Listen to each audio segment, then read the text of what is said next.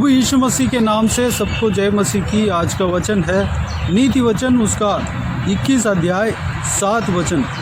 जो उपद्रव दुष्ट लोग करते हैं उससे उन्हीं का नाश होता है, क्योंकि वे न्याय का काम करने से इनकार करते हैं। मेरे प्रियो, कल के दिन में हमने इसी अध्याय में तीसरा वचन को देखा, धर्म और न्याय के काम के बारे में देखा और यहोवा के लिए जो बलिदान देते हैं उस विषय के बारे में थोड़ा बहुत देखा।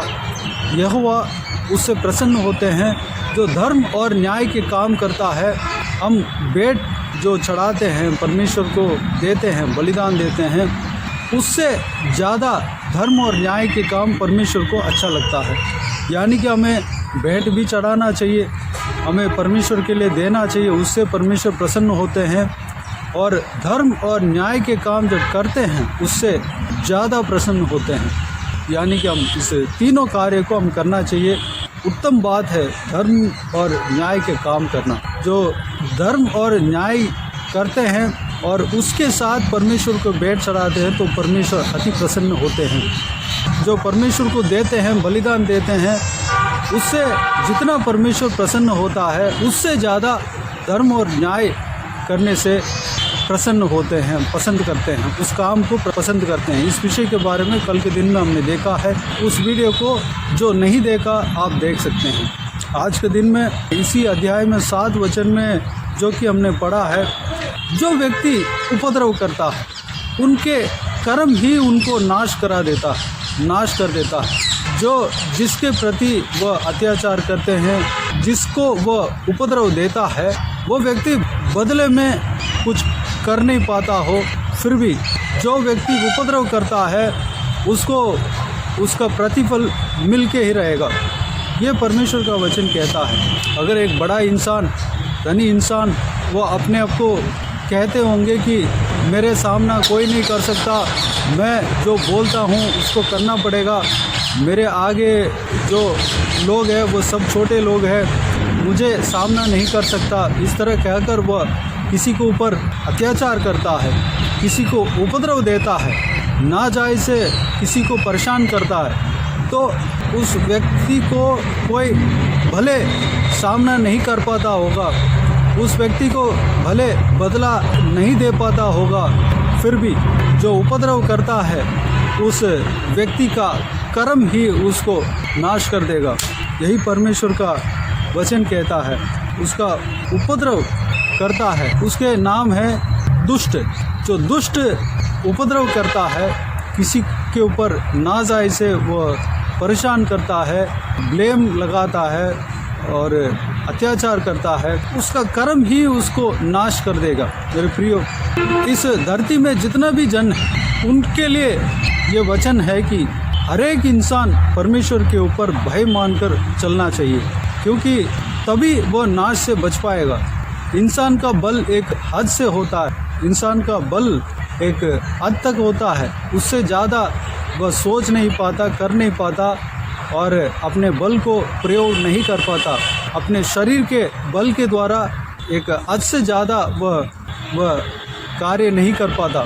लेकिन परमेश्वर ऐसा नहीं है। परमेश्वर वह चाहे तो कुछ भी कर पाएंगे, क्योंकि वह सुपर नेचुरल पावर है उनके अंदर। हमारा प्रभु यीशु मसीह के अंदर सुपर नेचुरल पावर है। वह अगर चाहे तो जो चाहे वो कर पाएंगे। प्रियो, हर एक व्यक्ति के अंदर परमेश्वर के ऊपर भय होना चाहिए, धर्म के मार्ग में चलना चाहिए। अगर आप कहेंगे कि मेरे सामने छोटे व्यक्ति है, उसको मैं कुछ भी करूं, मेरे को कुछ नहीं होगा, कोई मुझे कुछ नहीं कर पाएगा, वो व्यक्ति जिसके ऊपर मैं अत्याचार करता हूं, जिसको मैं परेशान करता हूं, जिसको मैं नाजायज़ से मैं कष्ट देता हूं, मैं परेशान करता हूं और दुष्टता उपद्रव करता हूं, वो व्यक्ति मुझे सामना नहीं कर पाएगा, मुझे कोई पूछने वाला नहीं है, इस तरह अगर सोच रहे हैं तो मेरे प्रियो, परमेश्वर आपको देख रहा है। आपका जो उपद्रव है वही आपको नाश करने का संभावना है। उपद्रव आपका धीरे धीरे बढ़ते जाएंगे तो एक दिन उपद्रव ही आपका नाश अंत कर देगा। इसलिए मेरे प्रियो, हर एक व्यक्ति के अंदर परमेश्वर का भय होना चाहिए। जो परमेश्वर के भय मानता है वह इस नाश से बच सकता है। जो प्रभु यीशु मसीह के ऊपर विश्वास रखता है, उनके प्रति भय खाता है और परमेश्वर प्रभु यीशु मसीह का वचनों को पालन करता है, उस वचनों के अनुसार चलता है, वह धर्म के काम करने लगता है, इस सारे चीज़ों से हट जाता है। जो इंसान को इंसान समझता है, छोटे या बड़े सब इंसान हैं। दूसरों के प्रति इज्जत उनके मन में आता है, दूसरों के प्रति आदर उनके मन में आता है, दूसरों के प्रति प्रेम उनके मन में आता है, दूसरों के प्रति जो भाईचारा उनके मन में आता है, झगड़ा विरोध जो कड़वापन सब निकल जाता है। हमें परमेश्वर के भय मानना अवश्य है। परमेश्वर के वचन के अनुसार जब चलेंगे तो जो ये सारे दुष्ट चीज़ों से, दुष्टता से हम दूर रहेंगे। यानी कि दुष्टता से अगर हम दूर हो जाएंगे, हम उसके वजह से आने वाले नाश से हम बच सकते हैं। हम एक नया ज़िंदगी पा सकते हैं, नया जीवन पा सकते हैं। अगर आप ये कहेंगे कि आज मैं मन फिरा दूंगा, लेकिन पहले मैं जिस मार्ग में होते हुए आया वह दुष्टता के मार्ग था, उसका बदलाव मुझे मिलेगा तो मैं नाश हो जाऊंगा।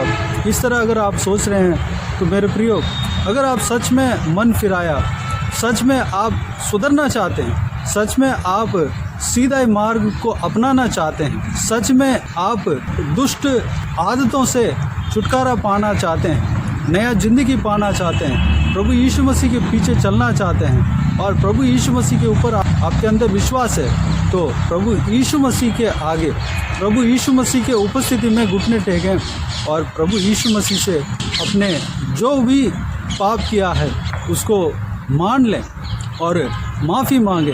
प्रभु यीशु मसीह आपका सारा दुष्टता के काम को मुफ्त में माफ़ करने का सामर्थ्य रखता है, क्योंकि आपका जो दुष्टता के काम के लिए वह कीमत चुका दिया है। 2000 साल पहले अपने लहू देकर क्रूस पर अपने आप को बलिदान देकर उस सारे पाप जो आपने किया है, सारा दुष्टता जो आपने किया है, सारा अत्याचार, सारा अधर्म जो आपने किया है, सारा चीज़ों का कीमत चुका दिया है। बस आपको मन फिराने का अवश्य है, प्रभु यीशु मसीह के ऊपर विश्वास करने का अवश्य है, प्रभु यीशु मसीह से मान लेने का अवश्य है, प्रभु यीशु मसीह का आगे अपने हृदय को खोल के दिखाना अवश्य है। यानी कि वह ओरिजिनलिटी चाहते हैं, अपने हृदय को उंडेल कर प्रभु यीशु मसीह का आगे दीन होकर माफ़ी मांगते हैं। जब आप माफ़ी मांगते हैं, अपने सारा जो पाप को मान लेते हैं और माफ़ी मांगते हैं, प्रभु यीशु मसीह आपको माफ़ करने का सामर्थ्य रखता है। कोई भी किसी भी तरीके का पाप क्यों ना हो, आपके पाप लाल रंग के क्यों ना हो, परमेश्वर आपके पाप को यूँ माफ़ कर देंगे, मुफ्त में माफ़ कर देंगे।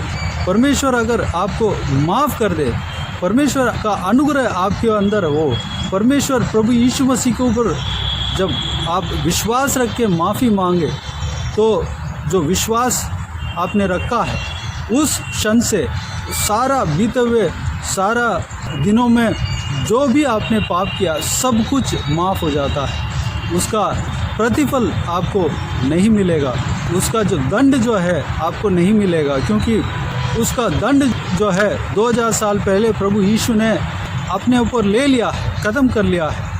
जब हम प्रभु यीशु के ऊपर विश्वास रखकर हम माफ़ी मांगा है, तो उस क्षण में परमेश्वर प्रभु यीशु हमें माफ़ कर देते हैं, तो सब कुछ सारा कुछ ख़त्म हो जाता है। हमें एक नया ज़िंदगी मिलता है, नया जीवन मिलता है।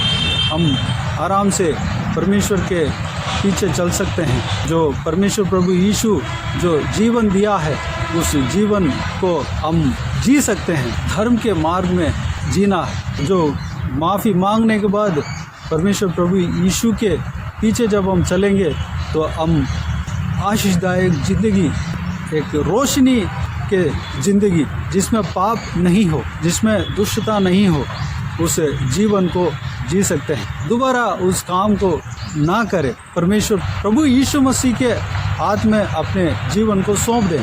परमेश्वर प्रभु यीशु आपको चलाएगा। प्रभु यीशु आपको जो काम करना है आपको बता देगा। एक अच्छा ज़िंदगी, नया ज़िंदगी आपको मिलेंगे। इस संसार के जीवन के बाद अनंत जीवन भी आपको मिलेंगे। जो भी चीज़ें इस दुनिया में आपके दुष्टता के कारण जो बिगड़ गया, नाश हो गया, वह सब परमेश्वर प्रभु यीशु सही करेंगे। अगर आपके दुष्ट के काम के कारण आपके परिवार बिगड़ गया, या आपके पाप के काम के द्वारा आपके बिजनेस बिगड़ गया, आपके पढ़ाई बिगड़ गया, आपका नौकरी बिगड़ गया, जो कुछ भी आपका जीवन बिगड़ गया, आपका शरीर बिगड़ गया, सब कुछ परमेश्वर सही करने का सामर्थ्य रखता है। जब हम प्रभु यीशु मसीह के ऊपर विश्वास रखते हैं, प्रभु यीशु मसीह के साथ चलने के लिए अपने आप को सौंप देते हैं, तो प्रभु यीशु मसीह सारे आपके जीवन में बिगड़े हुए सारे काम को सही कर देता। आप सुखी ज़िंदगी, आशीषदायक ज़िंदगी, स्वस्थ ज़िंदगी आप जी पाएंगे, शांति का जीवन आप जी पाएंगे। केवल यही नहीं, बल्कि आप इस जीवन के बाद, इस ज़िंदगी के बाद, मरने के बाद, जो इस ज़िंदगी के बाद अनंत जीवन भी आपको मिलेगा। अनंत जीवन क्या है? जो स्वर्ग राज्य के अंदर आप प्रवेश कर पाएंगे। अनंत जीवन यानी कि आपके प्राण जो है प्रभु यीशु मसीह के पास जाएगा, नरक में नहीं जाएगा, अनंत मृत्यु नहीं होगा, अनंत जीवन आपको मिलेगा। वहाँ पर हमेशा परमेश्वर प्रभु यीशु मसीह के साथ जी सकते हैं। प्रभु यीशु मसीह को आराधना स्तुति कर सकते हैं, उनको धन्यवाद देते रह सकते हैं। स्वर्ग में आप प्रवेश कर सकते हैं। तो स्वर्ग में जो जीवन के पुस्तक है उसमें आपके नाम दर्ज होगा और आप हमेशा प्रभु यीशु मसीह के साथ जी सकते हैं, खुशी के साथ, आनंद के साथ आप जी सकते हैं। मेरे प्रियो, इस वचन का अगला लाइन जो है कल के दिन में हम देखेंगे। तो आइए हम प्रार्थना में जाएं। प्यारे पिता दयालु परमेश्वर, आपको धन्यवाद देता हूँ आज के इस आपके बहुमूल्य वचन के लिए। आपको धन्यवाद देता हूँ परमेश्वर, बीते हुए दिनों में हमें संभाला, बचाया, सुरक्षित रखा। आपको धन्यवाद देता हूँ आज के दिन में जो आपने आपके बहुमूल्य वचन के द्वारा हमसे बातें किया पिता, उस सारे बातों के लिए आपको धन्यवाद देता हूँ परमेश्वर। पिताजी, हम परमेश्वर जिस तरह हमने आपके वचन में देखा, हमारे अंदर जो कुछ भी दुष्टता की बातें हैं, सारे बातों को दूर करना, क्योंकि उस दुष्टता के बातों के द्वारा हमें नाश, परमेश्वर विनाश हमारे जीवन में आ सकता है पिता। हमारे काम बिगड़ सकता है, हमारा परिवार बिगड़ सकता है परमेश्वर, हमारे जो पढ़ाई बिगड़ सकता है परमेश्वर। पिताजी, हमारे अंदर कोई दुष्टता के काम हो, हम आपके खिलाफ, आपके वचन के खिलाफ अगर कर रहे हो परमेश्वर, सारा काम को हमारा हृदय से दूर करना, हमारा जीवन से दूर करना पिता।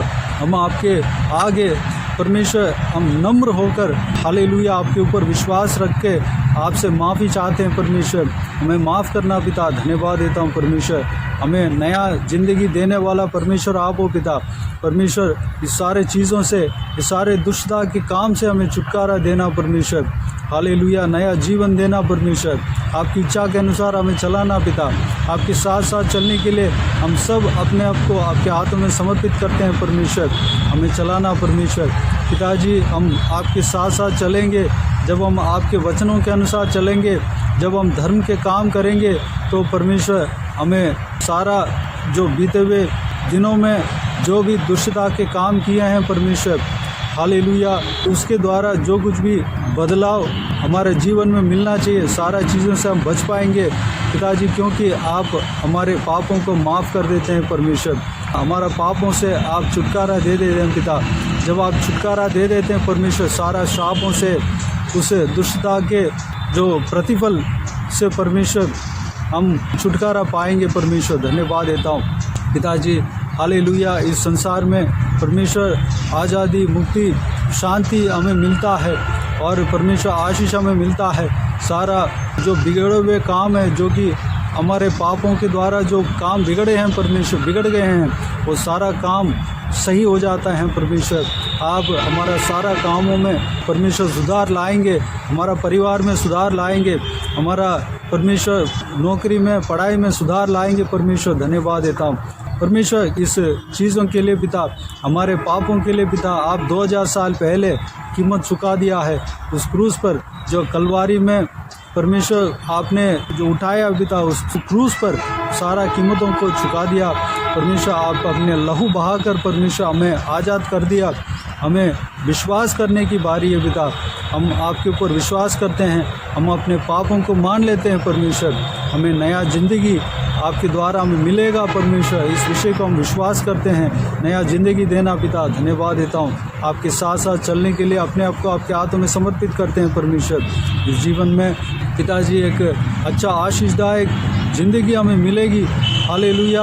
परमेश्वर शरीर में जो बिगड़ा हुआ जो सारा बातें हैं परमेश्वर सुधर जाएंगे, सारा चीज़ों में आप सुधार लाएंगे। आपको धन्यवाद देता हूँ परमेश्वर। साथ ही साथ परमेश्वर हालेलुया हमारा परिवार में सुधार लाएंगे, धन्यवाद देता हूँ परमेश्वर। इस ज़िंदगी परमेश्वर बिल्कुल बढ़िया तरीके से बीतेगी, आपको धन्यवाद देता हूँ। साथ ही साथ अनंत जीवन हमें मिलेगा, आपको धन्यवाद देता हूँ। आपके साथ हमेशा के लिए हम रह पाएंगे परमेश्वर। नया आकाश नया पृथ्वी में हम रह पाएंगे परमेश्वर, प्रवेश कर पाएंगे। जीवन के पुस्तक में हमारा नाम दर्ज होगा, स्वर्ग में हम प्रवेश करने पाएंगे। धन्यवाद देता हूँ पिता। हालेलुया। पिताजी जो इस वीडियो को जो कोई भी जन देख रहे हैं, सारा व्यूअर्स का जीवन में परमेश्वर कार्य करना पिता।